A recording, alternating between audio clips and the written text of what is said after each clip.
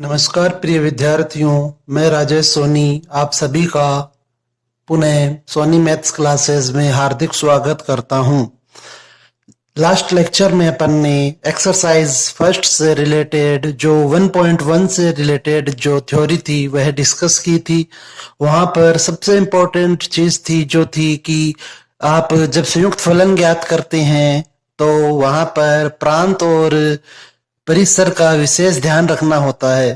तो यदि किसी के उसमें कोई प्रॉब्लम हो तो एक बार वापस से वह वीडियो देखे, जिससे उसे यह भी आगे का जो पार्ट है आज का वह अच्छे से समझ में आए। तो इसी के साथ आज अपन स्टार्ट करते हैं एक्सरसाइज फर्स्ट का एग्जाम्पल नंबर फर्स्ट, जिसमें हमें दिया गया है कि एक समुच्चय ए है जिसमें अवयव है 1 2 3। समुच्चय बी के जो अवयव है वे है 4 और 5। समुच्चय सी में जो अवयव दिए गए हैं वे हैं 7 8 एंड 9। साथ ही साथ यहाँ पर हमें दिया गया है कि जो एफ जो फलन है वह समुच्चय ए से बी में परिभाषित है, तथा जो समुच्चय जो फलन जी है वह बी से सी में परिभाषित है। और हमें F1 की जो वैल्यू दी गई है वह 4 है, अर्थात जब आप प्रांत से 1 लोगे तो उसका जो प्रतिबिंब है सह प्रांत B में 4 होगा। इसी प्रकार जब आप प्रांत A अथवा समुच्चय A कह सकते हैं प्रांत से 2 लेंगे तो सह प्रांत में आपको उसका प्रतिबिंब 4 मिलेगा। इसी प्रकार से जब आप प्रतिबिंब प्रांत में 3 लेंगे तो उसका सह प्रांत में प्रतिबिंब 5 मिलेगा। इसी प्रकार G4 = 8 का अर्थ है कि फलन G के अंतर्गत समुच्चय B में जो अवयव 4 है उसका प्रतिबिंब 8 होगा। और G5 = 9 का अर्थ है कि समुच्चय B का जो अवयव 5 है उसका समुच्चय C में प्रतिबिंब 9 है। इसे आप समझने के लिए डायग्राम को देखें। डायग्राम के द्वारा आप आसानी से समझ सकते हैं कि इसका जो सॉल्यूशन है वह होगा कि क्वेश्चन में दिया गया था कि ए से बी में जो फलन डिफाइन है वह एफ है और बी से सी में जो फलन डिफाइन किया गया है वह समुच्चय जी है। ए में जो एलिमेंट दिए गए हैं वे हैं 1 2 3 और समुच्चय बी में जो एलिमेंट है वे हैं 4 एंड 5। इसी प्रकार से समुच्चय सी के जो एलिमेंट है वे हैं 7 8 एंड 9। अब यहाँ पर आप देखेंगे कि F1 = 4 है, इसलिए इस F पे जब 1 को अप्लाई किया जा रहा है तो उसकी प्रतिबिंब या इमेज हमें मिलेगी वह है 4। इसी प्रकार 2 को जब F पे अप्लाई किया जा रहा है तो यहाँ पर भी आपको 4 मिल रहा है। इसी प्रकार जब आप F3 की वैल्यू फाइंड करेंगे तो वह है 5, अर्थात 3 का जो प्रतिबिंब वह है 5। इसी प्रकार से फलन G के अंतर्गत 4 का जो प्रतिबिंब वह 8 है, अर्थात यह इस प्रकार से शो होगा। और फलन G के अंतर्गत 5 का जो प्रतिबिंब वह 9 है, इसलिए है इस प्रकार से शो किया जाएगा।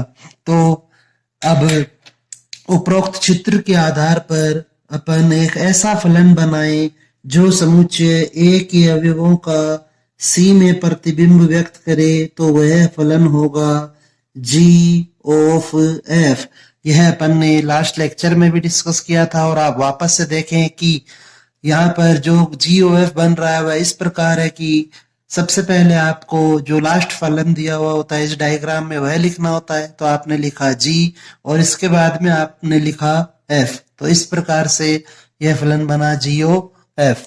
तो अब आप यहाँ पर आसानी से लिख सकते हैं कि जो गोफ फलन है उसकी जो एलिमेंट्स होंगे ऑर्डर्ड पेयर में वे इस प्रकार होंगे कि 1 का जो इमेज है वह आप यहाँ पर देखें कि 1 की जो इमेज है वह 8 होगी, क्योंकि जो गोफ है वह A से C में परिभाषित है। इसी प्रकार जो 2 की इमेज है वह भी 8 है और जो 3 की जो इमेज है वह 9 है। तो यह गोफ को फाइंड करने का आसान सा तरीका है कि आप डायग्राम के थ्रू इसे डिस्कस कर सकते हैं। इसी को अपन एक और तरीके से हल कर सकते हैं कि आपने लिखा GOF x और अब अपन यहाँ पर x की जगह यदि 1 पुट करें, x इज इक्वल टू 1, तो यह बना GOF F1। अब आप जब इस प्रकार के संयुक्त फलन को हल करते हैं तो हमें यह ध्यान रखना होता है कि यह जो O है अर्थात ऑफ को पर व्यक्त कर रहा है, इसे हटाकर अपन लिखेंगे GOF F1 और F1 की जो वैल्यू है वह हमें दी गई है 4, इसलिए G4 की वैल्यू क्वेश्चन के अनुसार 8 है, तो 1 का जो रिलेशन है वह 8 से होगा। इसी प्रकार x इज इक्वल टू यदि 2 लिया जाए तो यह बनेगा GOF2 और इसे लिखा जाएगा GOF F2 और इसे आप लिखेंगे GF2 की जो वैल्यू है वह क्वेश्चन के अनुसार 4 थी, तो यह बना G4 और G4 की वैल्यू क्वेश्चन के अनुसार 8 है। इसी प्रकार से जब आप x इज इक्वल टू 3 लेंगे तो आपको मिलेगा GOF F3, इसे आप लिख सकते हैं GOF F3। F3 की जो वैल्यू है वह क्वेश्चन के अनुसार 5 है और G5 की जो वैल्यू है वह 9 है, इसलिए 3 का जो प्रतिबिंब वह 9 होगा। यह इसका सेकंड मेथड है।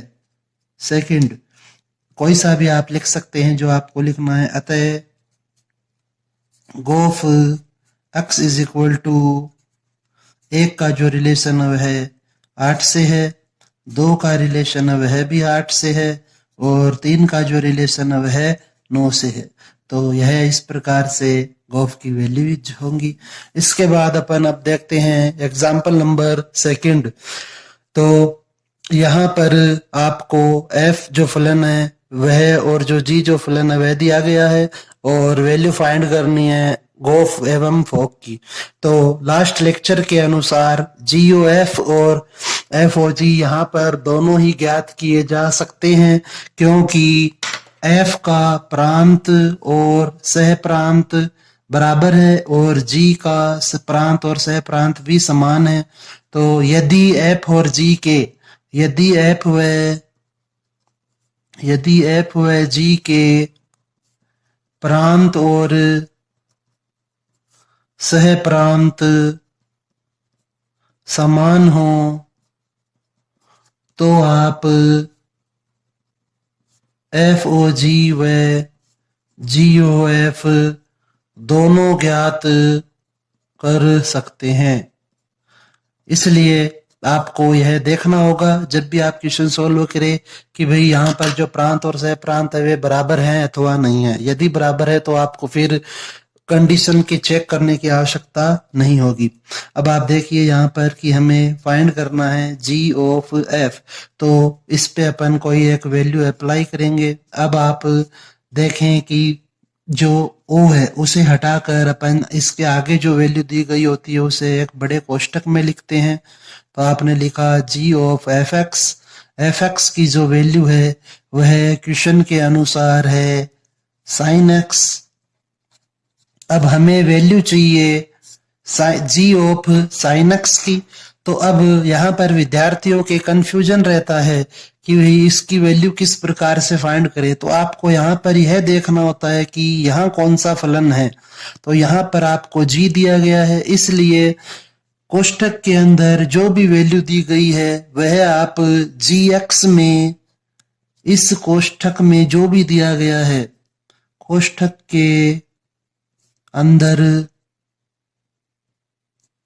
जो भी मान होता है उसे gx में x के स्थान पर रखेंगे। ओके, तो इसलिए अब आप देखिए कि जो GOF x है वह दिया गया है हमें x² तो क्वेश्चन में x के स्थान पर साइन x रखेंगे तो वह बनेगा साइन x का होल स्क्वायर, या आप इसे लिख सकते हैं साइन स्क्वायर x। तो यह वैल्यू होगी जी ओ एफ एक्स की। इसी प्रकार जब आप एफ ओ जी एक्स ज्ञात करेंगे तो यहाँ पर भी अपन ने वैल्यू x अप्लाई करी इस पे, और जब आप इस ऑफ को हटाएंगे तो आप लिखेंगे एफ ऑफ बड़ा ब्रैकेट जी एक्स की जो वैल्यू है वह क्वेश्चन के अनुसार एक्स स्क्वायर थी। अब हमें वैल्यू चाहिए एफ ऑफ एक्स स्क्वायर की, तो इसे फाइंड करने के लिए आप देखिए यहाँ पर एफ दिया हुआ है, अतः आप यह वैल्यू जो है फाइंड करेंगे वह एफ एक्स के द्वारा की जाएगी। और क्वेश्चन में एक्स के स्थान पे आपको प्रश्न में एफ एक्स में एक्स के स्थान पर एक्स स्क्वायर रखना है, तो इसलिए यह बन जाएगा साइन एक्स स्क्वायर। तो इस प्रकार से यह क्वेश्चन सॉल्व होगा। इसके बाद अब अपन नेक्स्ट एग्जाम्पल डिस्कस करते हैं। तो इसका जो नेक्स्ट एग्जाम्पल है वह इस प्रकार से है कि एफ एक फंक्शन है, वह एन से जेड में परिभाषित है और एफ एक्स की वैल्यू दी गई है वह 2x है। इसी के अनुसार जी जो फंक्शन है उसकी जो प्रांत है वह जेड है और जो सह प्रांत है वह क्यू है। जी एक्स की वैल्यू ये है। अब आपको ज्ञात करना है एफ ओ जी और जी ओ एफ। तो देखिए यहाँ पर सबसे पहले जो गौर करने योग्य बात है वह यह है कि आपको हमेशा यह देखना है कि ये सेम है अथवा नहीं है।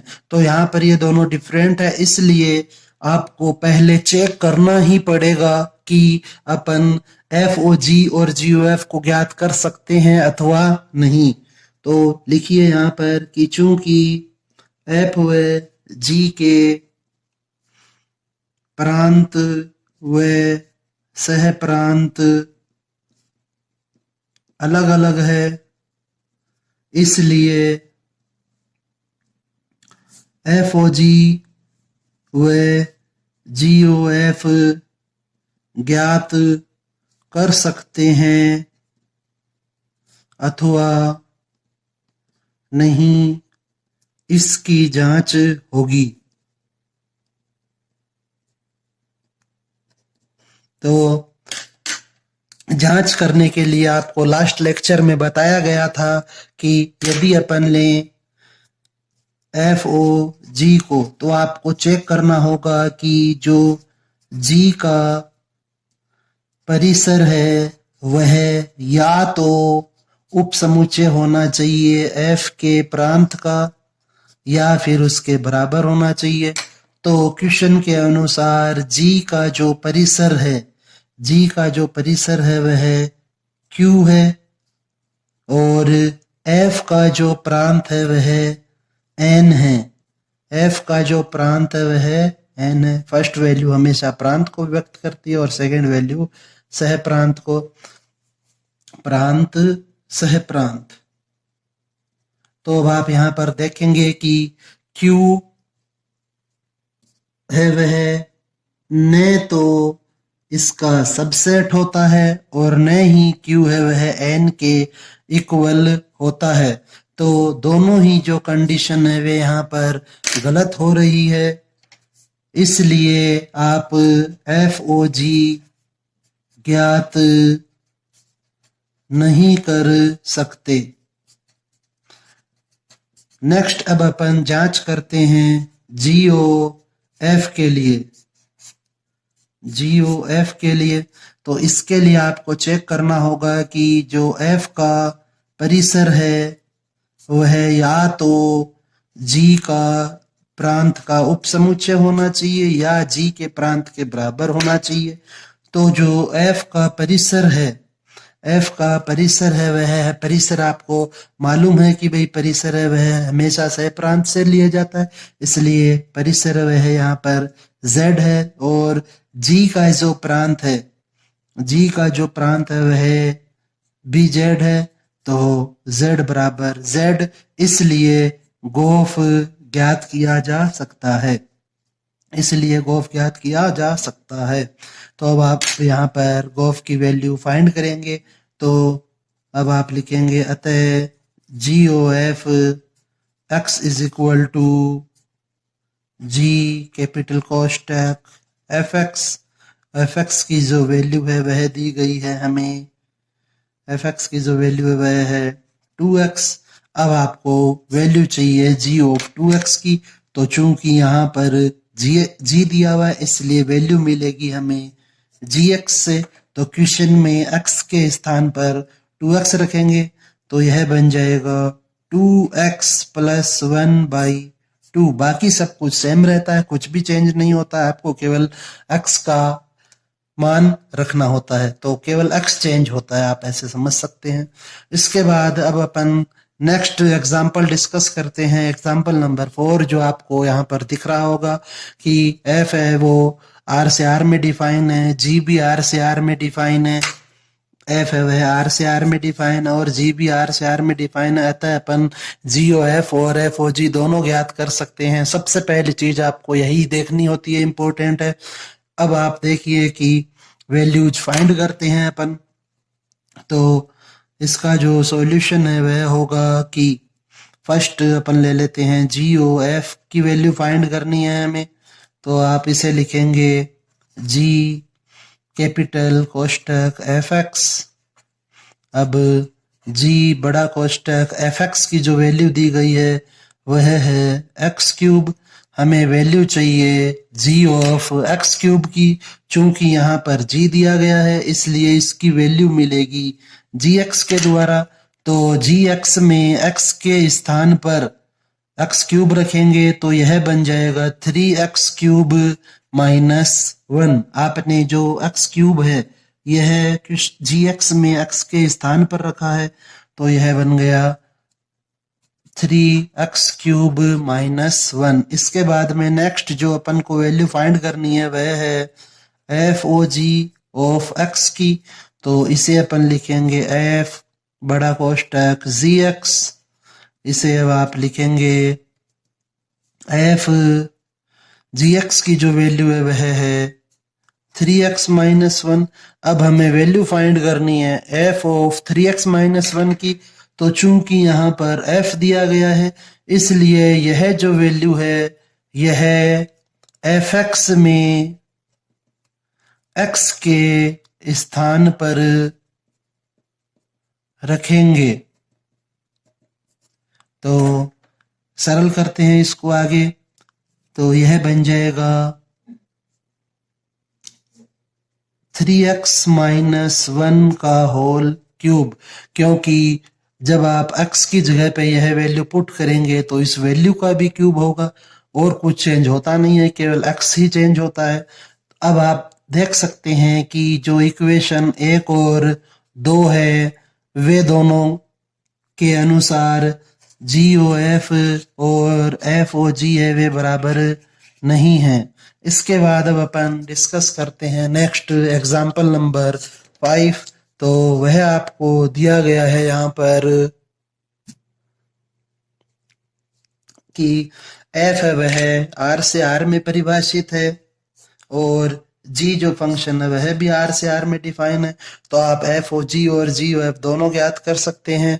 तो उम्मीद करता हूँ कि आप यह जो क्वेश्चन है इसका सॉल्यूशन अपने आप सॉल्व करेंगे और मेरे को व्हाट्सएप नंबर पर सेंड करेंगे, ताकि मुझे पता चल सके कि किन विद्यार्थियों के द्वारा पढ़ाई की जा रही है।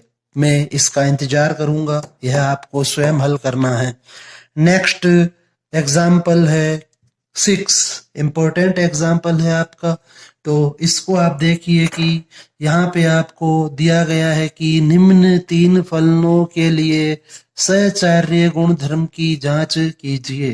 तो सबसे पहली बात जो निकल के आती है वह यह है कि जब अपन सहचार्यता की जांच करते हैं तो वहां पे हमारे पास कुल तीन फलन होने आवश्यक हैं, तीन फलन होने चाहिए। और क्रम विनिमेयता की जांच करते हैं तो दो फलन होने चाहिए, वो आगे आएगा अभी हमारे यहाँ पर 1.3 में। तो यहाँ पर क्वेश्चन में तीन फलन दिए गए हैं एफ, जी और एच। तो आप अब चूंकि ये तीनों फलन हैं तो इनसे संबंधित इनके संयुक्त फलन है वे बहुत से बन सकते हैं, जैसे कि F of G of H, या फिर F of G O H, या फिर G of H O F, या G of H of F. इसी प्रकार बहुत से फलन बनाए जा सकते हैं। तो अभी हम यह नहीं ज्ञात कर सकते हैं कि आपको जो सहचार्यता है वह किस में लगानी है, किस फंक्शन में सहचार्यता को अप्लाई करना होगा। तो इसको समझने के लिए हमें सबसे बेटर तरीका है इसका कि आप एक डायग्राम बनाइए, उस डायग्राम के थ्रू आप समझिए कि यह किस प्रकार से हल किया जाएगा। तो सबसे पहले आपको क्वेश्चन में जो दिया गया है उसके अनुसार अपन लिखते हैं कि एफ है वह एन से जेड जीरो में डिफाइन है। तो आपने ये एक डायग्राम बनाया जहां पर जो दो प्रांत और सह प्रांत दिए गए थे वे लिखिए अपन ने। एफ के मध्य एफ है वह एन से जेड जीरो में डिफाइन, डायरेक्शन का विशेष ध्यान रखें। इसके बाद में जो नेक्स्ट जो फलन है वह है जी, और जी जो फलन है वह जेड जीरो से क्यू में डिफाइन है, इसलिए इसे कंटिन्यू आगे बढ़ाते हुए आपने लिखा जेड जीरो से क्यू के मध्य डायरेक्शन है वह जेड जीरो से क्यू की ओर होगी, ये आपने लिखा जी। अब आप देखिए यहाँ पर कि यदि अपन इन दोनों का एफ और जी का एक संयुक्त फलन बनाना चाहें तो वह होगा जी ऑफ एफ, जो कि आपको बताया जा चुका है पहले भी कि लास्ट में जो फलन दिया गया होता है उसे पहले लिखते हैं और पहले जो फलन दिया हुआ होता है उसे लास्ट में लिखा जाता है। तो इसके बाद अब अपन इस डायग्राम को आगे बढ़ाते हैं। तो यहाँ पर अब आप देखेंगे कि क्वेश्चन में दिया गया है कि जो एच फंक्शन है वह क्यू से आर में डिफाइन है। तो जो एच फंक्शन है वह क्यू से आर में डिफाइन है, इसलिए अपन लिखते हैं कि क्यू से आर में परिभाषित जो फंक्शन है वह है एच। अब यदि मैं जी व एच का संयुक्त फलन बनाना चाहूं तो वह होगा जेड जीरो से आर के मध्य, जेड जीरो से आर के मध्य, और उसे आप लिखेंगे। अब आप यहाँ पर डायरेक्शन के अनुसार देखिए कि बाद में कौन सा फलन है और पहले कौन सा फलन है। तो पहले जी है और बाद में एच है, तो यह बनेगा H of G, H of G. अब आप नेक्स्ट इसके बाद में देखिए यहाँ पर कि अब जो अपन एक और संयुक्त फलन बनाए यदि, जो कि एफ और एच ओ जी के मध्य हो तो वह होगा, डायग्राम के अनुसार आप ये देखिए यहाँ पर कि एन से जेड जीरो के मध्य फलन एफ है और जेड जीरो से आर के मध्य फलन है वह है एच ओ जी। इसलिए इन दोनों का जो संयुक्त फलन होगा वह होगा H O G of F. इसी प्रकार यदि मैं इस फलन को लेते हुए साथ ही साथ इस फलन को लूं, इन दोनों फलन को लिया जाए यदि, तो जो संयुक्त फलन बन रहा है वह होगा H of G O F. उम्मीद करता हूं आपके यह समझ में आया होगा। इसे एक बार वापस से जहां से ये डायग्राम स्टार्ट हो रहा है बैक करें और वापस से समझें ताकि इसे अच्छे से क्लियर किया जा सके। अब आप देखिए कि इसे सोल्व करेंगे अपन, तो सहचार्यता की जो जांच करनी है हमें यहाँ पर वह करनी है H of G O F एवं H O G of F के मध्य। तो आप यहाँ पर लिखेंगे कि अतः H of G O F, और इस पे अपन वैल्यू अप्लाई कर रहे हैं एक्स, तो यह बन जाएगा एच कैपिटल कोष्टक जी ओ एफ एक्स। अब आप इसे फर्दर और सॉल्व करेंगे तो यह बन जाएगा एफ एक्स। एफ एक्स की जो वैल्यू है वह हमें दी गई है क्वेश्चन में 2x, तो यह हो गया यहाँ पर 2x। अब आपको वैल्यू चाहिए g ऑफ 2x की, तो यह हमें प्राप्त होगी gx से, इसलिए आप यहाँ पर लिखेंगे h 1/2x, क्योंकि x के स्थान पर 2x रखना था। अब आपको वैल्यू फाइंड करनी है h ऑफ 1/2x की, तो यहाँ पर h दिया गया है, इसके कारण से यह जो मान दिया हुआ है यह hx में x के स्थान पर रखेंगे, इसलिए यह बन जाएगा e to the power 1/2x। इसी के साथ नेक्स्ट जो हमें फाइंड करना है वह है H O G of F.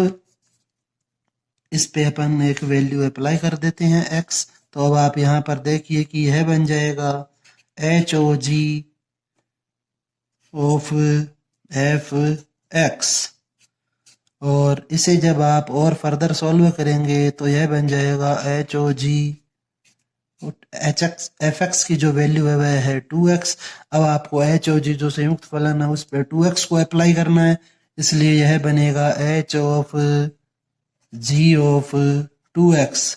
तो क्वेश्चन में अब आपको g ऑफ 2x की वैल्यू चाहिए जो g से प्राप्त होगी, इसलिए इसे आप लिखेंगे कि यह हो जाएगा h ऑफ 1/2x, और लास्ट में h ऑफ 1/2x की वैल्यू है वह hx से प्राप्त होगी, तो hx की वैल्यू है वह e की पावर x है, इसलिए x के स्थान पे अपन रखेंगे 1/2x। तो इक्वेशन फर्स्ट, इक्वेशन सेकंड। तो इक्वेशन 1 व 2 के अनुसार, इक्वेशन 1 व 2 के अनुसार फलन एफ जी व एच पर सहचार्यता का पालन हो रहा है। ओके, उम्मीद करता हूँ आपको समझ में आया होगा, और अगर यदि किसी भी टॉपिक में, किसी भी क्वेश्चन में कहीं पर कोई दिक्कत हो तो आप वीडियो को वापस से देखें ताकि आपके वह डाउट क्लियर हो जाएगा। फिर भी यदि कोई प्रॉब्लम हो तो आप मुझे सेंड कर सकते हैं, मैं आपको वापस से कॉल करके समझाने की कोशिश करूंगा। ओके, धन्यवाद।